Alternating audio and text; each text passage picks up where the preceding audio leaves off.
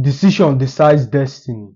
Whether it's going to be that filled with beauty and color, worthy of admiration, or a destiny filled with hate, envy, loathfulness, gloominess, is up to you in partnership with God or the devil. So, in any way, you have a role to play as touching the outcome. There's this fallacy I see on the internet, especially in the church. God, take everything. God, if it's in your will to prosper, I would prosper. And they go about their daily lives hoping for something to happen. That's why the church is consistently mocked. That's why the poorest individuals are from the church. And it ought not to be so. Let me show you the diagnosis. Let me show you where the problem is from. One of the major problems is not as a result of church, because the world, when you don't believe in God, you believe in logic, you believe in science, you believe in data. So if data shows that the church or poor people are Christians, therefore poverty is associated with Christianity.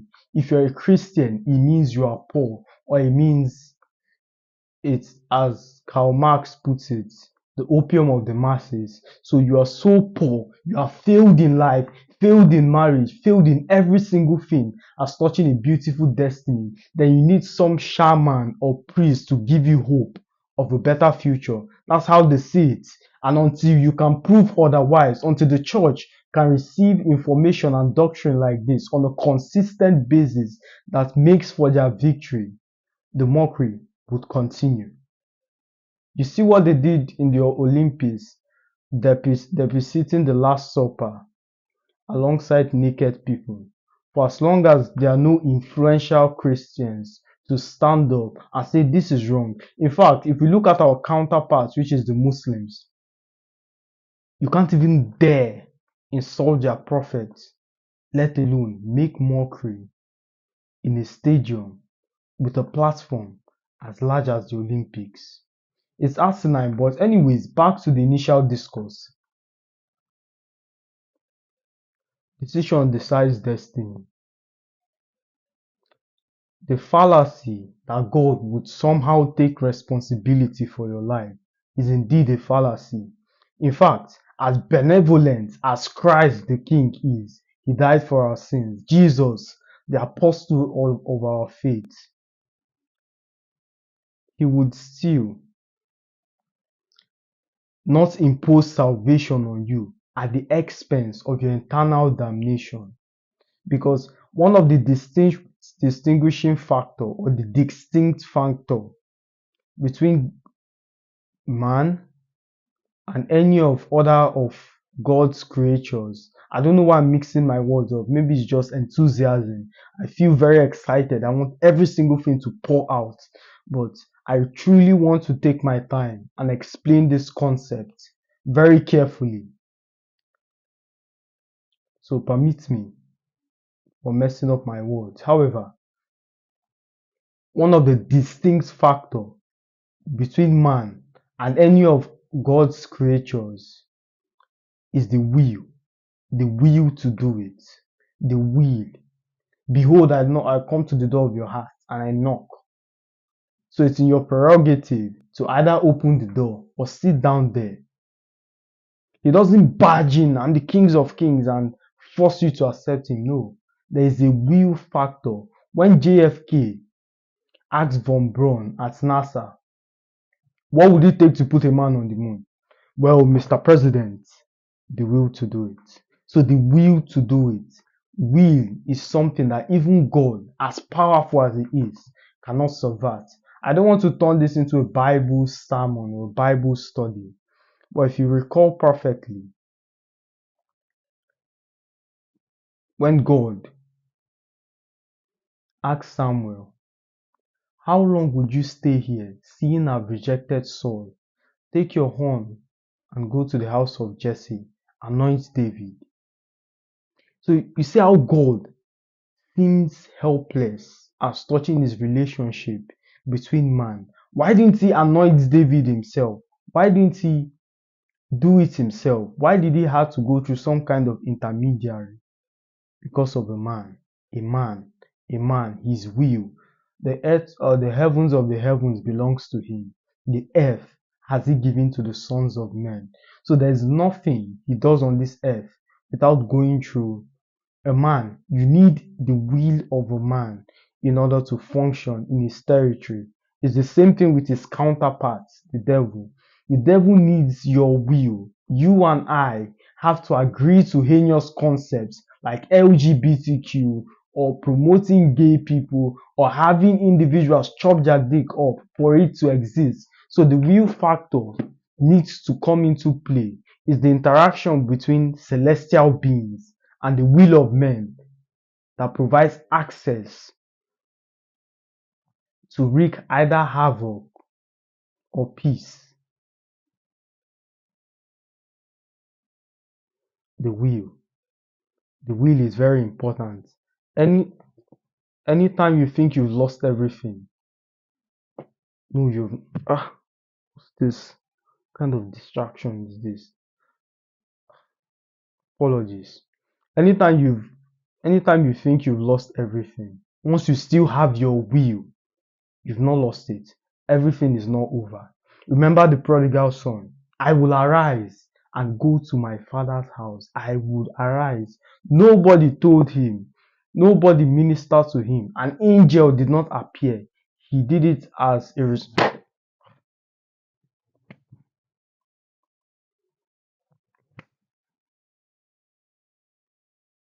my apologies. He did it as a result of his will. His will. Why is this thing messing my video up? Apologies. But as a result of that will, his financial results. What the hell is this?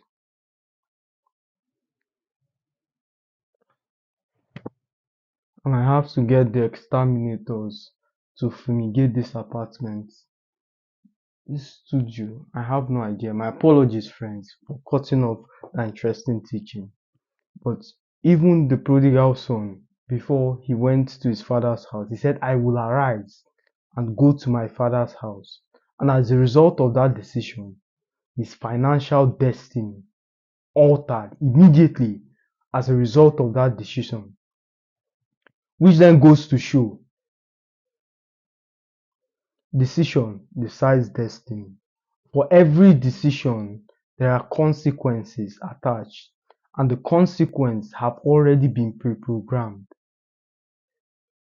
If I walk to the summit of this building and I jump, chances are excellent that I would fall. So falling comes in honor to that decision. Why am I not falling?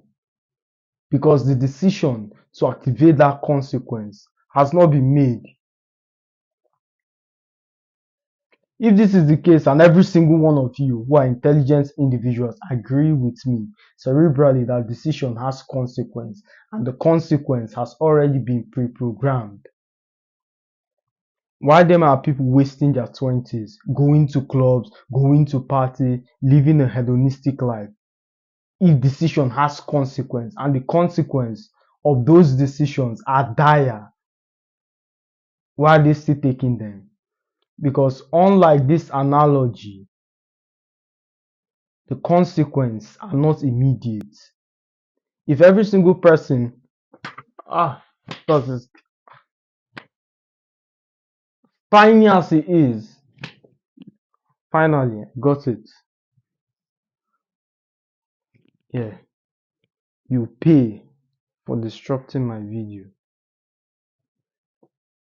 Anyway, since that's sorted out, one dead mosquito, or sunfly rather, out of the way. If every single person who went to party, his life came crash landing, how many people would party? How many clubs would exist? Exactly. But because the decision or the consequence of those decisions aren't as immediate, it takes a very long time to reap the consequence of things like smoking, affiliating with harmful groups, pornography. It takes a very long time to see the effect of those debilitating decisions. That's why people still engage in them. But decision has consequence, and the consequence has already been pre-programmed.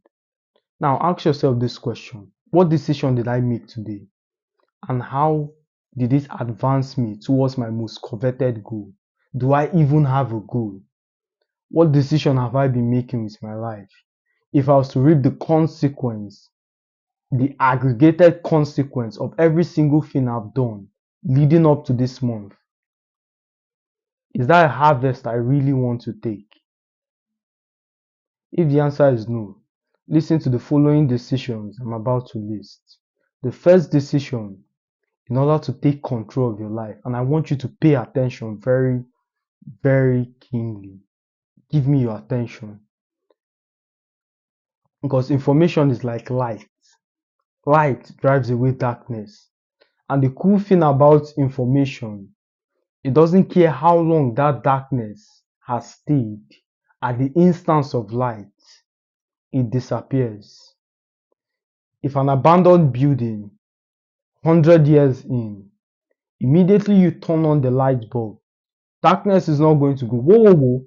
I've been here for 100 years, for a century. Give me time to ease away.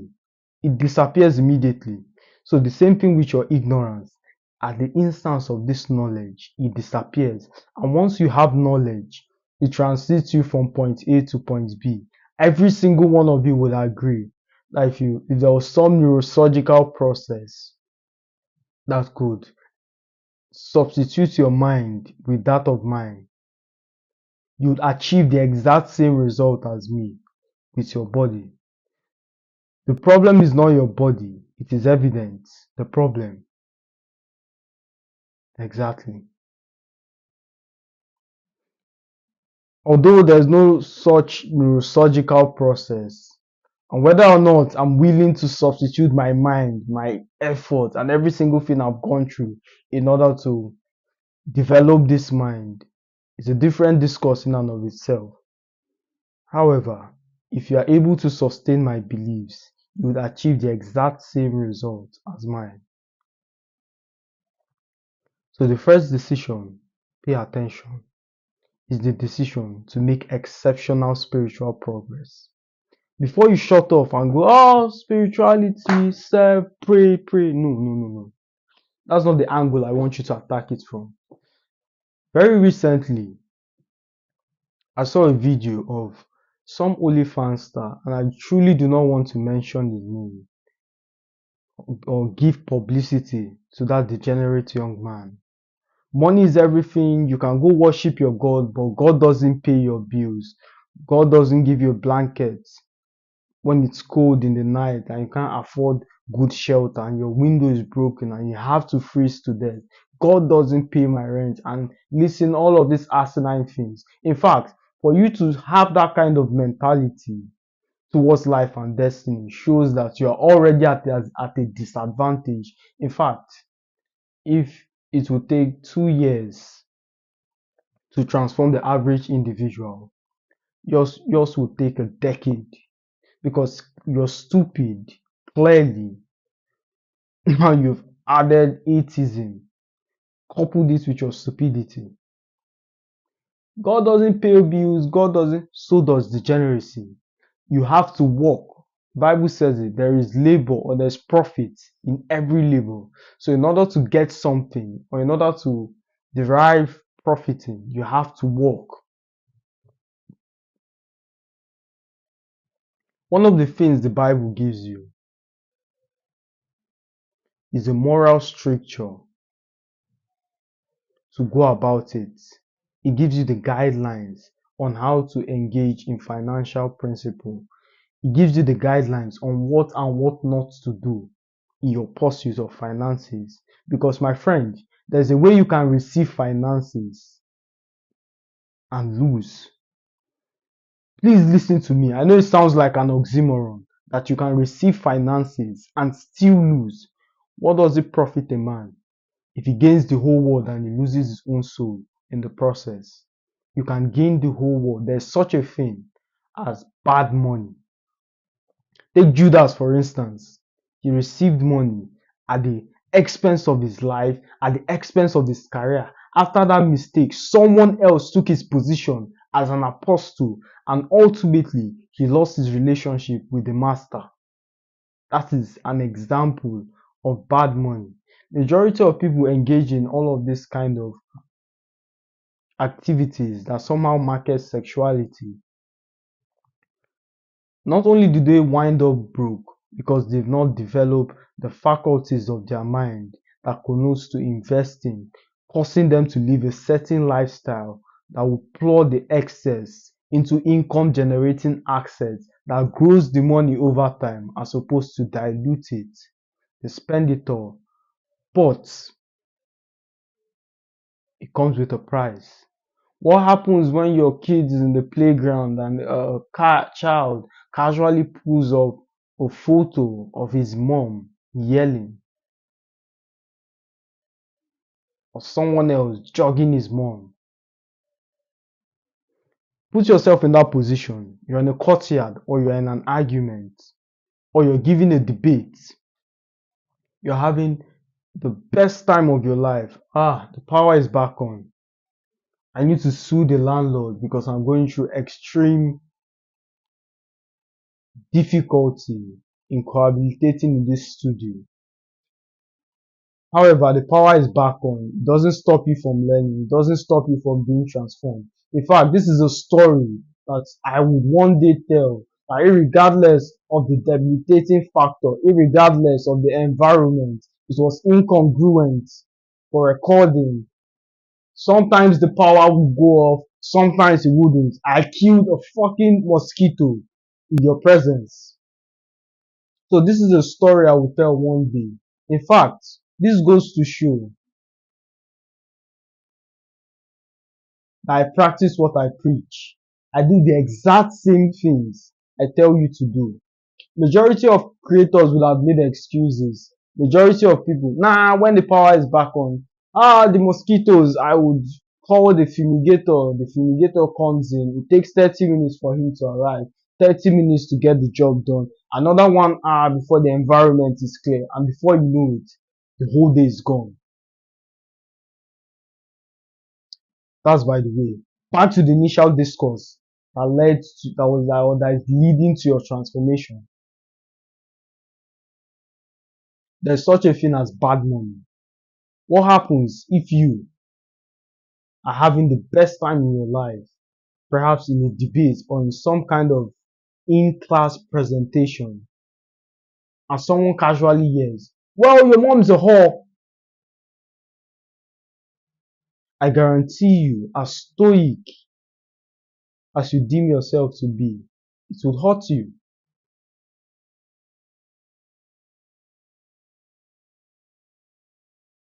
Do unto your neighbors as you want it to be done to you. Once you have God in your life, He helps guide you to avoid certain mistakes. Living your life by logic alone will lead you into all kinds of errors. Notice my choice of words. Living your life by logic alone will lead you into all kinds of errors.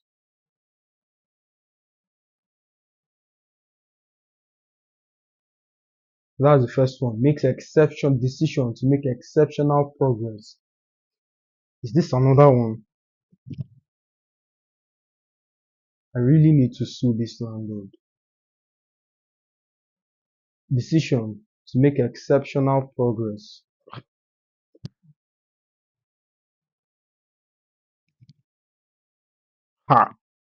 What's going on? Apologies, guys. Decision number 2 to make exceptional progress with your life.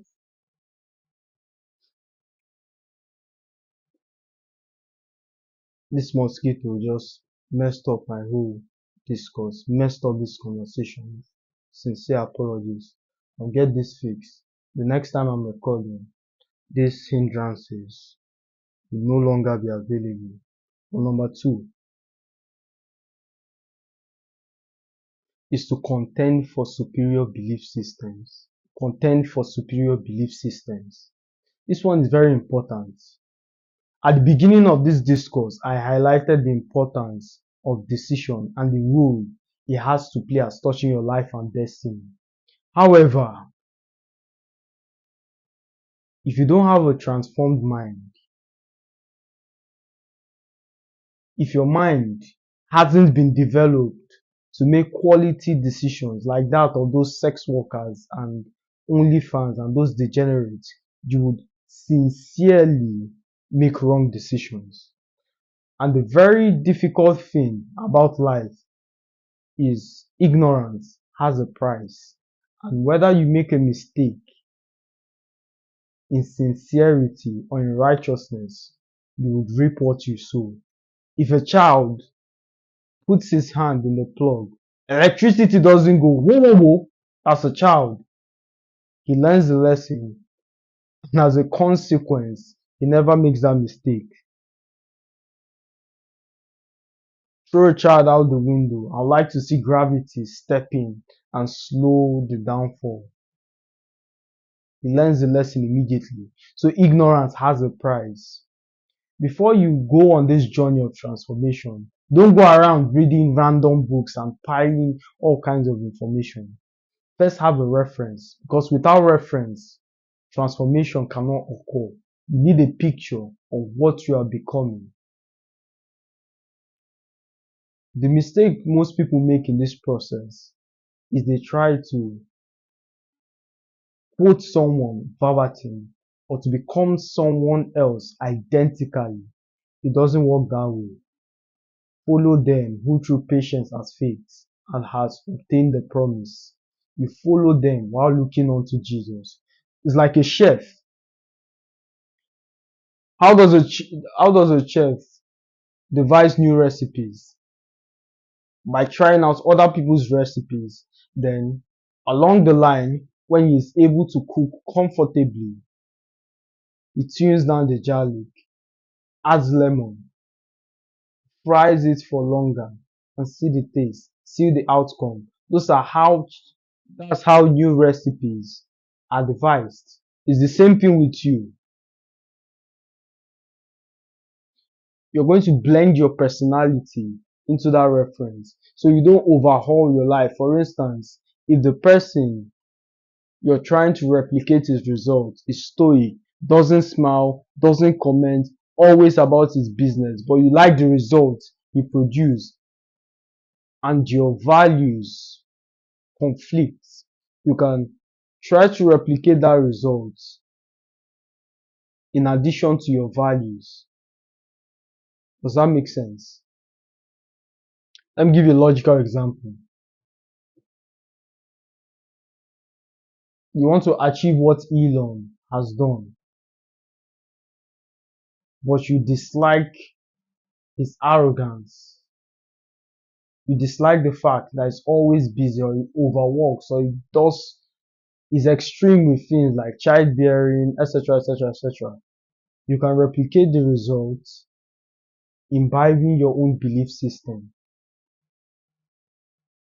You don't necessarily have to work in keeping with his lifestyle. This is the problem most people make.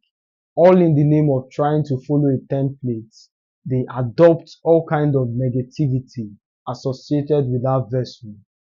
We as humans are limited, just like Elijah. Elijah was a very angry man. It would be stupid for Elisha, after taking up the mantle, to replicate that anger in his disciples. To always have a template, contend for superior belief system. There are men and women who have walked this earth, make the same mistakes that you're about to make, and they were benevolent enough to distill all of these errors in a book. Get access to that material. This is the correct use of social media. Social media is not meant to scroll and get all of this cheap dopamine. Social media is a place is a trashing ground where you educate yourself on various matters. That's how to use social media. That when your friends are out there playing, going to the club, wasting time, you're learning, you're studying. Find out what Jesus was doing at age 12 while his contemporary teenagers were running around in diapers. He was in the temple asking intelligent questions. I have no idea what is happening today. But regardless of whatever distractions, it won't be edited, it won't be cut off. I want every single one of you to know the exact struggles in trying to put all of these materials together. It's not every time we give you this sense of perfection. There are flaws as touching this discourse. This is an exact embodiment, regardless of the obstacles. Be focused, keep delivering the content, regardless of the itchy nose, the mosquitoes, the low power. It doesn't stop you from learning. It doesn't stop you from being transformed. I'm glad all of this happened. In fact, I believe this is a test from the universe to reaffirm my philosophy. You say you are XYZ.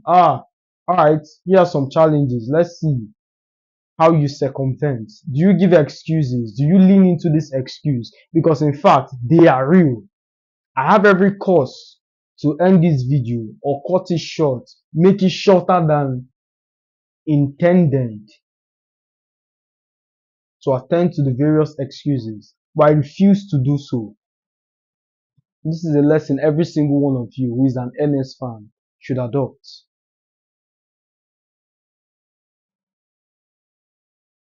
What's the second point?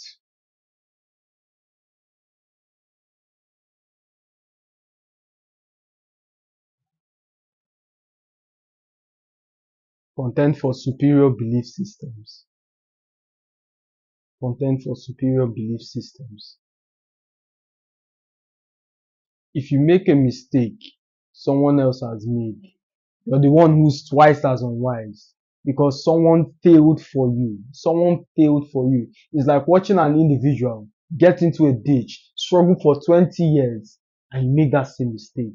Dumbass, you are born to lose. You are destined to lose. And in fact, my friend, if you are trying to replicate an individual result for stories or deliberately making mistakes because of the problems and stories associated with that activity, let me make it clear to you. Problems are endless. All you can do is to receive the baton from your predecessors. I guarantee you, if it's problems and struggles you want, they are along the way. They are salted across your path to success. So drop the excuses. Leave other people's failure. In fact, what is unique about making the same mistake as someone else and deriving the exact same lessons only with personal anecdotes? There's nothing new. There's nothing unique. That's why you quickly fade into the crowd. There's nothing special about you. What did you do that has not been done before? The reason you revere Elon is because nobody has done exactly what he did. If you had similar stories, similar background, similar three-time failures, no one would revere you, no one would care. It's already been done. So learn from his mistakes. It's like standing on the shoulders of giants. See what he can't see. See what is not seen. And you'll be fine. That's how to make progress. So superior belief systems.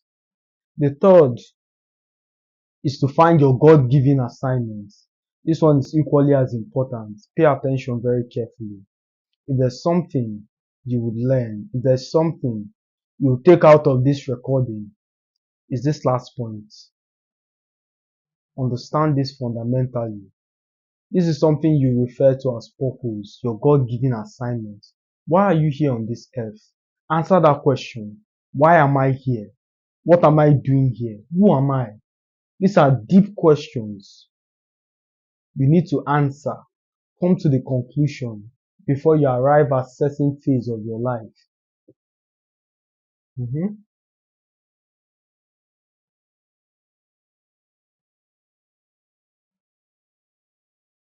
Lack of purpose, as I astutely define it, is one of the major problems in society. Is the chiefest sponsor to suicide. Is why people will get mad over a relationship. Is why a lady will call up her husband after 3 hours. I don't think you're really interested in me. I'm busy. I went to work, because the time she would have spent keeping malice, doubting his infidelity, is time converted into fulfilling her purpose. When you say purpose, purpose is not grandeur. It doesn't have to be splendid or that alluring, like building the next Nvidia, building the next Facebook. Your purpose might be teaching young kids. Your purpose might be to eliminate degeneracy. That might be your purpose. Perhaps you have this unique talent of talking individuals out of pornography. Perhaps like David Goggins, you inspire and motivate people. If you look at that thing from an external standpoint, say you had no idea who David is, or no idea, you've never come across his teaching, you are oblivious to the kind of impact his results can have. Observing some random guy going through shit, going through hell, going through pain. To you, the average individual, yeah, you're going through pain, yeah, whatever. What you don't see is that experience, that story can be used to inspire and motivate people. The point I'm trying to highlight with all of this is, do not demean your purpose, do not demean your talent, do not make the mistake of the wife of the late prophet. What do you have in your house? Nothing except a jar of oil. That jar of oil not only redefined her financial possibility, it saved her out of debt. History is replete with stories of people who demean their talent, who demean their self. My friend, your prayer this night should be, first, to become competent at whatever service you offer. Second, is to bring you to the position where people who value what you carry are. In the presence of people who have no value of what you have to offer, it will look as though you are a problem. It would appear as if you're not making any progress with your life. It's like trying to sell diapers in the university. What are the chances of you hitting it big? You're in the single digits. The product is okay. The individual is okay. The lady is respectful. The ambience of the store is on point. What is the problem? Wrong environment. Wrong environment. If that lady moves into a daycare, not only will she establish a brand, chances of making it big begins to increase, because every single mother is like, yeah, you don't need to worry. There's a lady at the daycare center. She sells diapers at a very good rate. So instead of packing extra diapers for your child, if he messes himself up, you can just go to the store or order. When it's time to pick them up, you simply pay. It's as easy as that.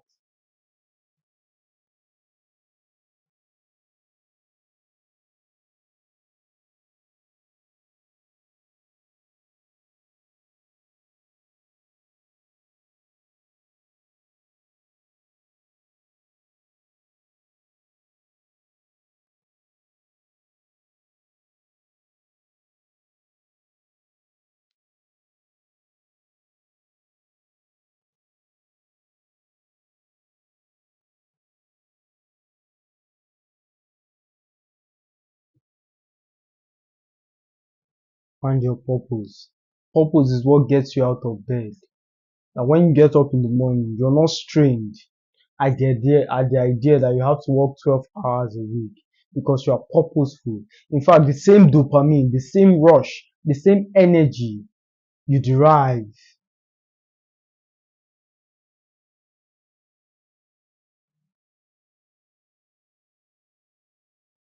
The moment you're watching a movie or going through this hedonistic route is the same you derive when you're working in purpose. So derive those dopamine and energy from a positive outlet and you'll be fine. For the sake of time, we'll end it here. As always, my friends, it's a pleasure speaking to you. See you in the next one.